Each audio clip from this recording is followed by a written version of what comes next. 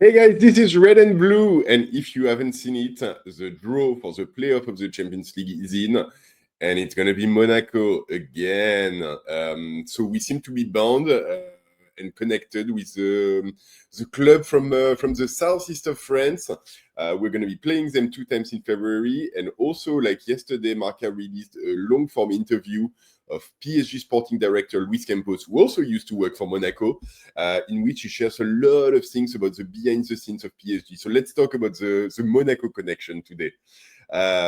So first things first, like the easy part, the draw of the Champions League. It's Monaco in the playoffs. First game in Monaco, I think on the 17th of Feb, I want to say. Let me check quickly. But like second half of Feb anyway. We're going to be going there, 17th or 18th of Feb, and the return in Paris 24th or 25th, so the week after. So we're going to be playing both games towards the end of February. Honestly, I mean, it is what it is. Like, we have to play a playoff, so like we have to go through it. There's positives and negatives. The positive is that at least it's an opponent that we know. It's an easy away game, which is not too far from home, so relatively comfortable. And it's a Monaco team that's not doing well right now, even if they still have time to get better, just like we do. Honestly, personally, I would have preferred the other option for us, which was Karabakh in Azerbaijan. A very long trip in that case, but I think a slightly weaker opponent and something a little bit more original, I guess, because like playing French team in the Champions League is... we did it against Brest last year. It went very well for us. But in the end, when we play French team as PSG, if we get the win, it's as expected. And if we get anything but the win, it's a big disappointment. And so, like, there's literally nothing to win in playing against a French team. And Monaco, even if they're not doing well right now, like, they still managed to beat us in the league in the first half of the season. So it's not an easy opponent. Well, it is the Champions League, so we shouldn't be expecting easy opponents anyway. But yeah, like for me, like, I mean, it is what it is. We'll take it. We don't have a choice anyway. But yeah, I would rather have gotten Karabakh. On to more interesting matters and funnier matters. We'll have tons of time to talk about Monaco anyway. We've got a like half a month, at least 3 weeks before the games. So we'll have time. Luis Campos, our sporting director, like I said, did a long form interview with Spanish newspaper Marca, which released yesterday, and where he goes into a lot of details around, his role in PSG, his personal stories, how he got there, his past experiences, how they work in PSG, what they're looking for, how they recruit. So a lot of different topics, and I think it says a lot about how, like, where we are as a club, not even as a team, but as a club, how the behind the scenes actually work, and what is the ambition and what they're trying to do moving forward. So, like, I've kind of isolated a few things, a few tidbits, which I wanted to bring up. I think the first one is really about his career. I think we forget early on in his career, Luis Campos was actually a coach. So he coached, I think, 1 or 2 football clubs in Portugal, and he was actually, like, apparently I learned that in this interview, he was actually approached, and he was like the other options when Porto hired Jose Mourinho. Early in Jose Mourinho's career, it was either going to be Jose Mourinho or Luis Campos to take over Porto. Mourinho took the job, ultimately took them to a Champions League win against Monaco once again back in the days, and kind of kickstarted his career as a special one. But yeah, like, so Luis Campos, he's got that experience of being a manager, and he does talk a lot in the interview about how that helps him understand better what the coaches need, how, like, things actually happen, what they should be looking for. And so it's a part of his career that's quite meaningful for him in being able to do his sporting director role even better. Other things that's interesting, he talks about the project in PSG and about how, like, when he came on board, it was the era of the superstars, and people were chanting for Messi, Neymar, and Mbappe, and now like they're chanting for PSG, and how they've made that transition from being a club of superstars to being a club where the team is the star, and this is really where they want to be. He talks about the Parisian field of talent, and how much youngsters we've got coming up of the Paris area that make it to the highest stages of professional football, and how that's an opportunity that the club is better equipped to take advantage of now, which is interesting. And so yeah, like, and he talks about like how the standard has changed in terms of how they build the team, but also what the expectations are from the player. And he's got a quote in there which I thought was interesting, which is like, the team that he found when he arrived in Paris was a team that was made with like pieces from different masterpieces, instead of like just having different pieces of the Eiffel Tower. And so like, when you can have like pieces of different masterworks, they're still going to be great players, they're fantastic players, there's no questions about that. But if they don't fit together, then it's never going to work. And this is essentially what happened in Paris. And now they're really looking for pieces of the Eiffel Tower specifically, so great players, but who are going to fit in the Paris context and based on what they want to do. He talks about Luis Enrique in a way that's super interesting as well. And he says, quote, that Luis Enrique is the greatest success that he's had as a sporting director. He talks about searching for him and how working with Nasser and working with the Emir of Qatar, they had a list of 25 different attributes that they were evaluating potential coaches on. And so, tactical approach, the playing style, and so on and so forth. And he talks about one thing which was very important for them, which is how the coach communicates with the players. And he says that it's something that is very impressed with Luis Enrique on, even now, that Luis Enrique has this ability to really like connect with the player and talk to them in the way that's going to be very impactful for them. And regardless of whether they're, 17-year-old youngsters all the way to 30-plus players, he knows how to connect with different age groups, which is really not that easy to do. And so that's a quality of Luis Enrique that Luis Campos says like is very, very good at, and probably like something that most people don't really like rank that highly, but in the end is really impactful for the squad and for the team. So they look for Luis Enrique. They had 25 different attributes, and what Luis Campos says that as soon as they started talking with Luis Enrique, it was very much love at first sight. And he says like he went to meet with Luis Enrique in his home in Barcelona, and like literally within 10 minutes, he was calling Nasser. Luis Campos was calling Nasser saying they had found their guy. And like straight away they were talking about like the project and the tactics and how they were going to get it done. And he talks as well, like I think separately, but like about Luis Enrique's ambition and how when he arrives, he's like, no, like straight away we've got to start winning. We cannot afford to like wait a year for the new project to fall in place. Luis Campos talks about like how it's really not that easy, because in that first year, obviously there's still a lot of leftovers from the previous era, and so Luis Enrique has to deal with players that he wouldn't necessarily have wanted there, organizational leftovers that he's in the process of changing, and so that first season, ultimately, like it takes a time for things to start clicking into place. And Luis Campos personally, like he said, for him, like a project is more of a 3 to 5 year journey. But Luis Enrique was very clear that like from the get-go wanted to start winning. At the end of the first season, when Mbappe leaves, he says that the team is going to be even better. There's a funny story as well where he says like he tells Luis Campos at the beginning of last season, so second season of Luis Enrique, because Luis, like we're going to be like players are going to be moving around so much and switching positions so much, like our opponents aren't going to know how to play against us, and they're going to completely lose track of how to play.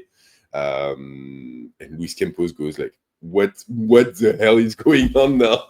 What is he trying to do? And how is that going to work? And then a few games later into the season, we play Lille, another former club of Luis Campos, and Benjamin André, who's a 30 plus 33-year-old midfielder, comes to Luis Campos at the end of the game and goes like, Luis, like, I don't understand how the team plays. Like, this changing position so much. I don't even know where like the other midfielders are. Like, how are we supposed to play against that? And so Luis Campos goes like, yeah, so, Luis Enrique, like, is always looking for ways to improve and to like do things differently and gain an advantage. And sometimes it's like disconcerting. But in the end, like, he's got such high ambitions that it really like mirrors what we want for the club. And so that's why it's such a good fit for PSG right now. He talks as well, and like, I think that's another like really rich topic. He talks about how this good for players and what they're looking for in players, and essentially what he says, which I guess we kind of know but never really like openly talk about that much, is that like the first thing that they look for is two things: is intelligence and understanding of the game and how the game works and what's happening on the pitch. And he says that essentially, like, he says his wife is a mathematician, and his wife is telling him that you can do as many exercises as you want in mathematics, but in the end, either you understand or you don't, and it's not by doing exercises that you're going to become a great mathematician. And he's essentially saying the same thing about football, which is, like, in the end, you can train and train and train, but if you don't understand the game and how it works, you're going to have a barrier on top of you. And so for them, it's so important to have the player with the high intelligence and high understanding. And so at that point, there's a segue into like talking about Vitinha and Modric, who are like, prime example of this sort of like high IQ footballer who can control the pace of the game. And yeah, I think in both cases, Luis Campos talks about like how great they are players and how important they are and so on. He talks about Fabian Ruiz as well. He name drops Fabian Ruiz as an example of a player who, might not be the most physical, he's not the fastest, he's not the greatest with the ball, but in terms of understanding the game, he's like second to none, and he's got such a high importance.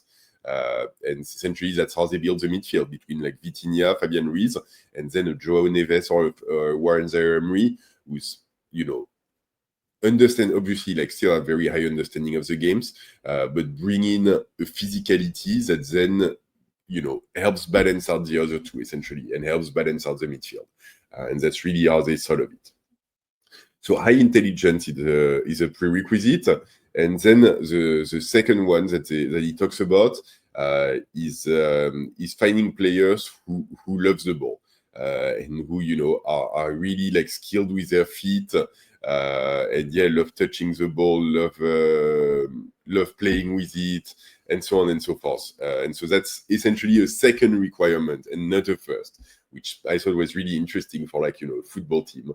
And then after that comes other things, and he talks specifically about like physicality, which is obviously a big concern for us right now, like given where the squad is at. And what he says is that in the end, you don't need to buy fully developed players because you know that you can do it, and that's something that is relatively easy for them to pick up. And so you don't need to buy players who are like already fully there in this area, because that's something that can be improved when the other things are much harder to improve. And so thinking of João Fernandes, who just joined us, I think that falls exactly into this category of a midfielder, supposedly high intelligence and high football IQ, very good with his feet, very good with the ball, and then like physically, he's got a journey in front of him, and he's going to need to like bulk up and get stronger. But that's something that we can help him with. Lastly, and like I'll link the full interview. Like, really encourage you guys to like go read it. It's in Spanish, but you can always like translate on the internet. It's relatively easy to do. Last thing he talks about, also like a funny anecdote, which I think talks a lot. They ask him about AI and how it's changing things. And actually, there's two things. Like, first things, he mentions at some point that like they actually have meetings between him, Nasser El Khelafi, and the Emir of Qatar, and that the Emir of Qatar apparently like is plugged into scouting tools and platforms with data platforms for football, and he's essentially like super knowledgeable about football and comes in with names that like sometimes Luis Campos doesn't really know that much about. So like you can imagine the kind of craziness in those meetings when like you've got the Emir of Qatar going like, oh, what do you think of that player?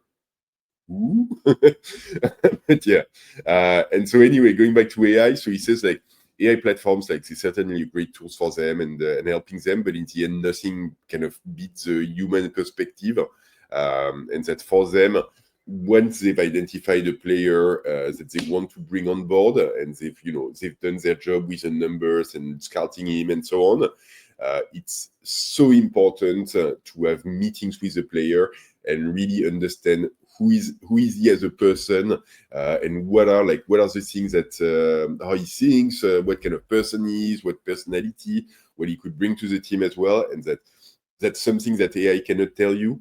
And he gives an example of Pacho actually, of how Pacho like came to come to PSG. And like they had scouted him, they had data on him, they were like convinced that he was a potential great fit for PSG. So he calls Pacho and goes like, "Hi, like this is Luis Campos. I'm from PSG. Like, would love to talk to you because like we're considering wanting to bring you in." And Pacho was in Ecuador at this point. And so Luis Campos is like, "Oh, it's okay. I'll come to Ecuador to meet you, and like we can talk and so on." It's like, and Pacho goes, "Oh, actually, like it's PSG, so like tomorrow morning 9 a.m. I'll be in Madrid. We can meet in Madrid." And straight away, like that appetite that Pacho showed of like, "Hey, no worries, I'll get on a plane, I'll go from Ecuador to Madrid just to meet with you because like this is so interesting and I really want to have this conversation."